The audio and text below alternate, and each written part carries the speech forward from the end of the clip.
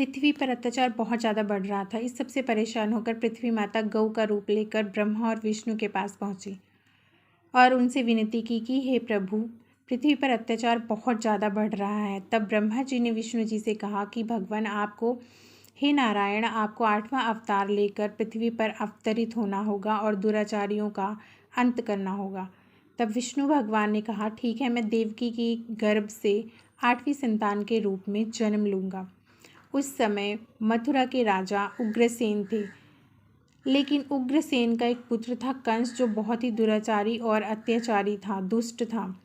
उसने अपने ही पिता को जेल में बंद करवा दिया और पूरे राजपाट पर खुद कब्जा कर लिया, खुद राजगद्दी पर बैठ गया।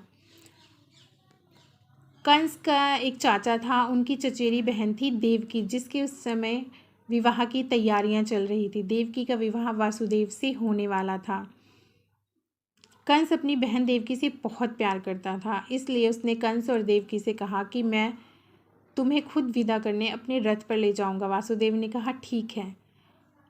अब देवकी की बड़े ही धूमधाम से शादी हुई। उसके बाद कंस अपने रथ पर देवकी और वासुदेव को बिठाकर विदा करने के लिए ले गया और रास्ते में जैसे ही वो जा रहा था, भविष्यवाणी होती है कि हे कंस, जिस प्यारी बहन को तुम विदा करने जा रहे हो, उसी की 8वीं संतान तुम्हारी मृत्यु का कारण होगी।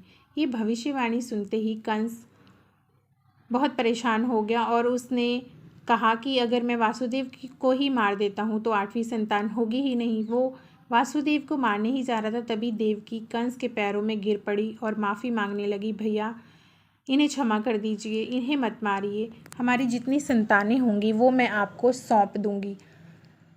तब कंस ने वासुदेव को छोड़ दिया, लेकिन उन दोनों को मथुरा के कारागार में बंद कर दिया। अब उन दोनों की जैसे ही कोई संतान होती, उस संतान के उत्पन्न होते ही कंस उन्हें मार डालता।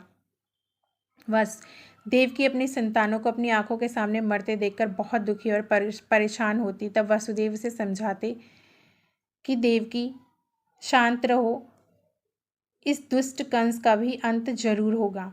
ऐसे करते करते देवकी और वासुदेव की 8वीं संतान होती है और उन्हीं दिनों जिस समय 8वीं संतान होती है, गोकुल में एक कन्या जन्म लेती है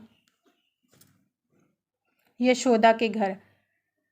यशोदा और नंद बाबा सोचते हैं कि अब 8वीं संतान की रक्षा करनी ही होगी। तभी जैसे ही श्री कृष्ण का जन्म होता है, चारों तरफ उजाला फैल जाता है, कारागार के द्वार खुल जाते हैं, वासुदेव की हथकड़ियाँ खुल जाती हैं और सारे द्वारपाल सो जाते हैं।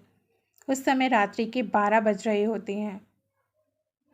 अब वासुदेव श्री कृष्ण को, क्योंकि देवकी बेहोशी की अवस्था में थी, उन्होंने श्री कृष्ण को टोकरी में रखा और वो लेकर गोकुल के लिए निकल पड़े। रास्ते में जाते हुए बहुत तेज बारिश हो रही थी। यमुना पार करते हुए यमुना जी श्री कृष्ण के पैर छूना चाहती थी, इसीलिए वो ऊपर आ रही थी। अब वासुदेव कृष्ण की टोकरी ऊपर उठाए, लेकिन जैसे ही यमुना जी ने ऊपर आ रही थी, कृष्ण ने सोचा कि मेरे पिता अब खतरे में आ जाएंगे, तो उन्होंने टोकरी से पैर अपने लटका दिए और यमुना जी ने श्री कृष्ण के पैर धोए और वो फिर एकदम नीचे चली गई। फिर वासुदेव जी गोकुल पहुँचे और वहाँ पर नंद बाबा थे। उन्होंने कृष्ण को उनके हाथों में दिया और जो उनकी कन्या थी, क्योंकि उस समय यशोदा भी सोई हुई थी, कन्या को उठाया और कृष्ण को वहाँ लिटाकर वापस कारागार में आ गए। जैसे वो कारागार में आए, कारागार के द्वार बंद हो गए, द्वारपाल उठ गए और उनके हाथों पैरों में फिर से हथकड़ियाँ लग गई। जैसे ही बच्चे की रोने की आवाज़ आई, द्वारपाल पास आए तो इन्होंने खबर दी कि इस बार कन्या हुई है। तो द्वारपालों ने जाकर कंस को बताया। कंस कहने लगा, शायद